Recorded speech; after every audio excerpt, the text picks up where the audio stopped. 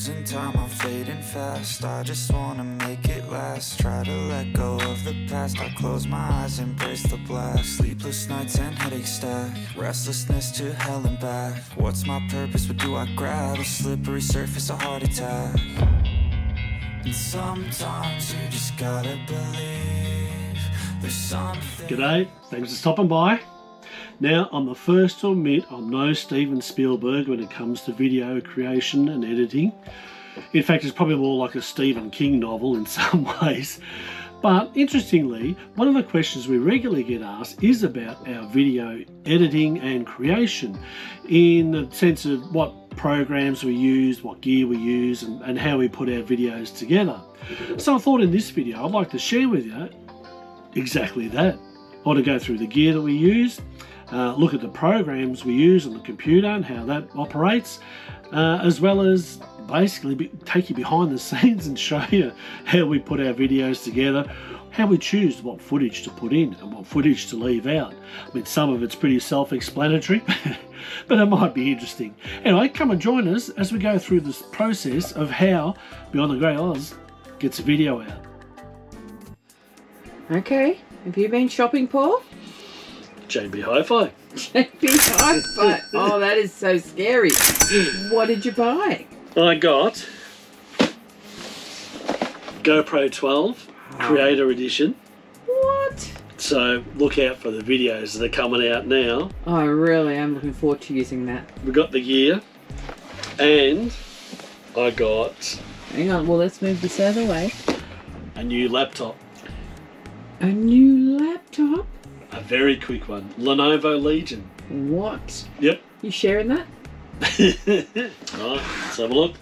So this is the GoPro 12, the Creator Edition. Wow, Paul. Oh, so fancy. It's amazing how quickly your camera and computer gear becomes outdated. It needs to be upgraded. But it is fun getting new stuff. Power cable. What is that? Apparently there's a computer in here somewhere. Oh, there it is, all There really it well is. packaged. Ooh, look at this. The box is much bigger than the computer, thank goodness. Wow. You know, it must have a lot of stuff in it. Mm. What? Look at this, Paul. Let me have a look. That looks so cool. So we just have a pretty basic camera gear setup. We don't have a lot of equipment. We certainly don't have a lot of high-tech equipment. We have got a bit more. There's so many different ways that people create videos for YouTube and social media content. From just basically using their phone to record themselves and then posting it on YouTube, TikTok and Facebook and the rest, to people with much more elaborate gear. I think I would consider ourselves to be sort of middle of the road with the gear that we have. Primarily we use the GoPro. We've been using GoPros for a while. We started off with the GoPro 7. That started to get a bit tired after a couple of years of use, and we upgraded to the GoPro 10, which is the one I'm recording on now, and that seems to be fine too.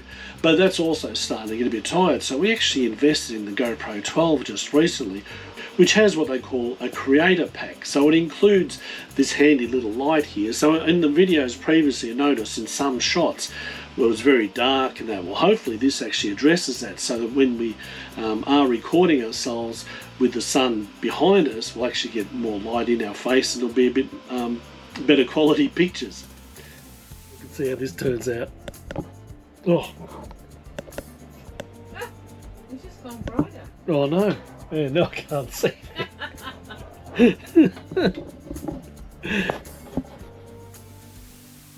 So the other thing we use a lot is the drone, and that's probably one of my favourites. Even though we use the GoPro a lot, and it's great, the drone is a lot of fun. To be able to get this drone up and flying and see the things you get to see with it, it's just, yeah, it's inspiring. We love it. We got the DJI Air 2S, and that's been great. It's so easy to fly, and it pretty much flies itself in many ways. Like once you get your head around the different controls, you can actually get it to do things on its own. You don't really need to even be controlling it. But we use that, and that's great. The biggest thing with this is it chews up a lot of memory. I tend to just press record and get it flying. I probably should actually be more selective in what I record to reduce the amount of space it takes up in the memory, because we do get a lot of footage that we have absolutely no use for. There's the app that comes with it, which is pretty self-explanatory, and we also use another app for this one called AirLogix, which is recommended by CASA, the Civil Aviation Authority, and they recommend that you use that app to see where you can and can't fly. And it's been great to make sure that we don't get in strife flying in places we shouldn't. There are a lot of other rules around drones that you need to be aware of, so if you're going to have one, you really need to check it out. As I said before, I got a license for this. I had to get the Civil Aviation license to be able to fly this one because of its size, because it's above 250 grams, I think it is. I probably should know that. Anyway, I did have to get one. I've got it, so all good. The other thing I like the drone for is the fact that when you get to a particular site, say it's off-grid site, and you've got to go through some bush and tracks and things, and you're not really sure. Like with our van, if we got our van into some really tight spots, I'd hate to think of trying to back it out of some of these places. You can pop the drone up, fly it over to where you think you might like to camp, and you get a look at the track in, so you can actually see where you're going before you even get there, and you can see what obstacles you might face before you meet them. So that's been handy in that sense as well, apart from the fact that it is a lot of fun to get it up in the air and see some great stuff. One of the other things we rely on is storage. Because of the footage, like any video and drone footage, it uses up a lot of memory. So we managed to get a hold of a few of these expansion drives. Each one is 2 terabytes, but I'll tell you what, they fill up pretty quick. It's great because we go back to it a fair bit when we need it. Like I'll use some of the footage in this video, for instance. I'll go back over some of the videos, and when I want to show what we've done and how we do it, I'll pull out some of these videos. I think that's about it. The only other thing that we use as well is a iPhone. Occasionally we might get it out and take a shot of whatever we're at the time if we don't have the GoPro with us, or the battery goes flat, which has happened before. It doesn't work quite as well, but it is a relatively reliable alternative. Alright, so next, come on, I'll show you the computer and the software we use to make the videos. Oh, by the way, I've switched over to the GoPro 12 now, the new one. So this is be interesting to see how this comes up, because I haven't watched any of the footage of it yet. So I'll be just as curious as anyone else to see what it's like.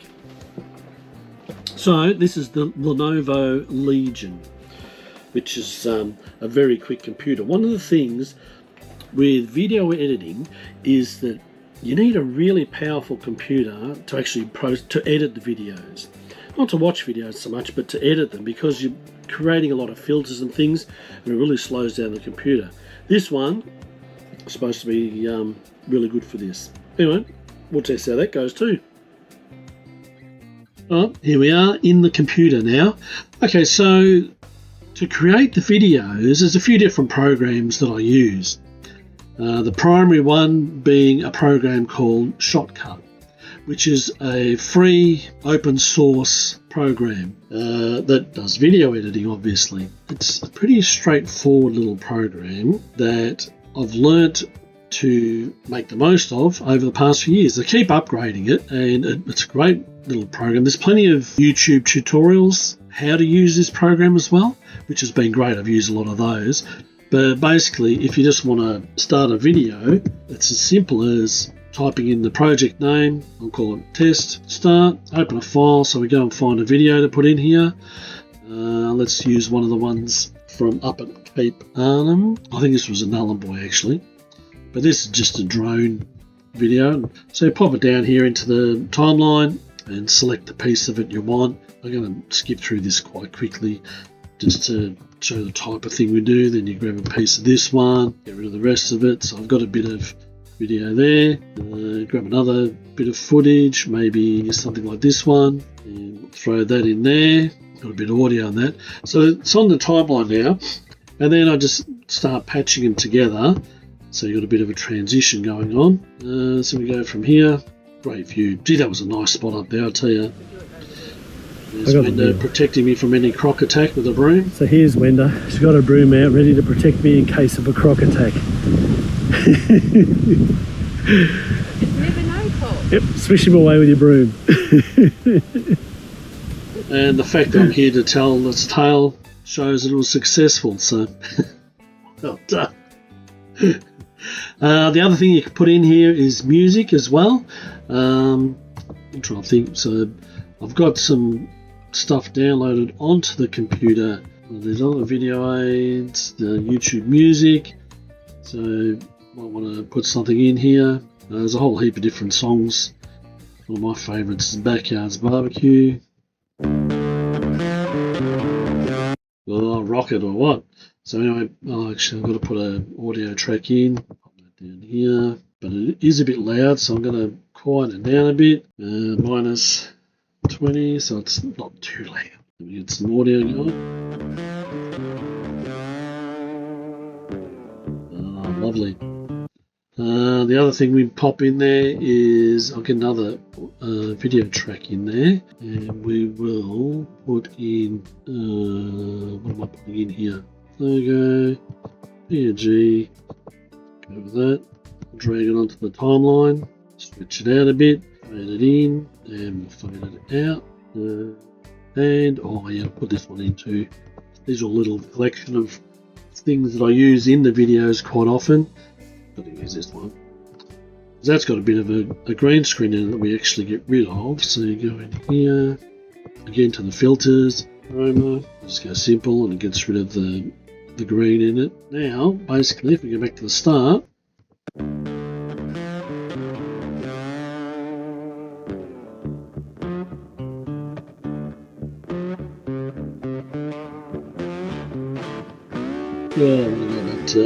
now. Back down here in the bottom of Australia with the cold wet. Well, how good's that look? There you go, subscribe. Hope you've done that. I got the wheel. So here's Wenda. She's got her broom out, ready to protect me in case of a croc attack. So, you doing all these different things, it actually builds up. That's all the filters that I was talking about before. So they build up in the computer and it slows the computer down, some shocker. But this one seems to be handling it really well. There's no lag at all, which is great.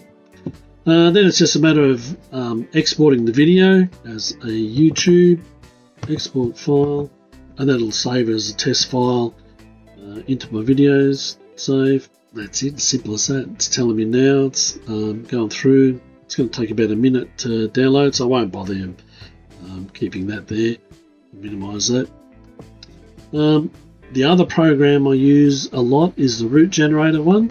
It's this one here. Now this one, again, it's another free program. I'll put a link in the description for it. It's a pretty basic format. It's very simple to use. All we do is we open a map image, and that can be any image you want. So I've got a map there. That's fine, whatever. Anyway, so as you can see, we've got a map of the Murray River, interestingly enough. It's our next leg of this move we're going up to, so hopefully we get that video out and get that started soon too. But simply put, you just pick a spot to start where you want to get the map going from. So say Kahuna, I want to go up through Barham, so I'll go up here into Barham, then we're going to track the Murray a bit. So you just follow the road around with your little place markers up into Murray a bit. So we're going into, well, it's pretty close, it's not that far. Keep going past Murray a bit. Well, along Murray, then you have to go back. I hope these roads are made. And then out to Mystic Park. That sounds interesting. Up to Lake Boga. Love Lake Boga, even though it's not quite on the Murray, but that'll do. That's about it. Then you got your icon that you want to use. You can use a whole range of icons: a plane, bike, boat, animated car. So it's a car bouncing around with wheels on it. That might be interesting. So, although he's going backwards, don't know why he's reversing, but he is. You can actually turn that around in the settings. If I want to mirror it, so put it there, okay. And then you'll go around. Maybe it's made for American driving on the side of the road. But I like my little Land Cruiser, which I've imported down here.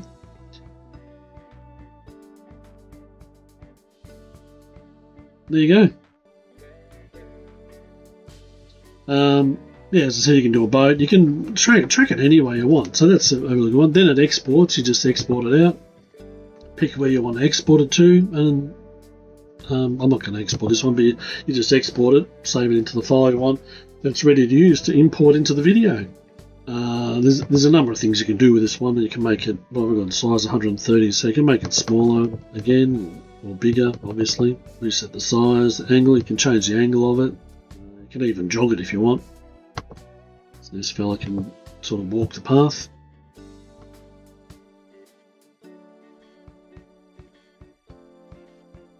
As you can see, a fun little app. Anyway, so that's that one. Do I want to save it? No. It's fine. Running low on available memory. There you go. See, that's the video and all the different things I've been doing, because I'm actually recording the screen. So I'll do this anyway. The other one I use, has it rendered? Yeah, so that's rendered out now. I'll close this because I don't need it. No, I don't want to save that. Here's the test. And there we go. It's recording.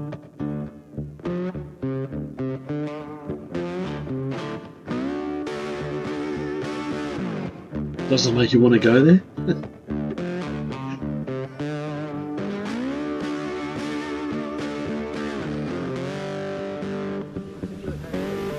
I got the wheel. So here's Wenda. She's got her broom out ready to protect me in case of a croc attack. Anyway, so that's those programs. The other one is Google Earth Pro. I don't know. There's a pretty basic one to use as well, the Google Earth Pro. There's not much to it. It's a free program again. It doesn't cost anything to do. Again, if you want to record something, you just go to Tools, Movie Maker.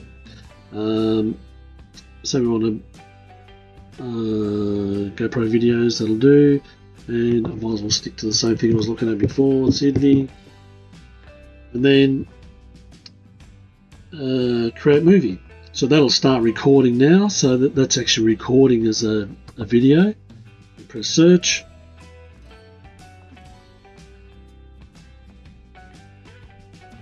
And yeah, there we have Sydney. Finish that, and that's recorded that video for use later on as well.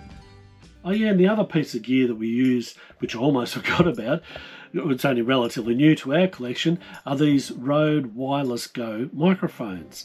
People have commented, rightly so, about the video sound quality on some of the shots we do, particularly in a car. For some reason, inside a vehicle, the sound just must absorb somewhere because it's so hard to hear.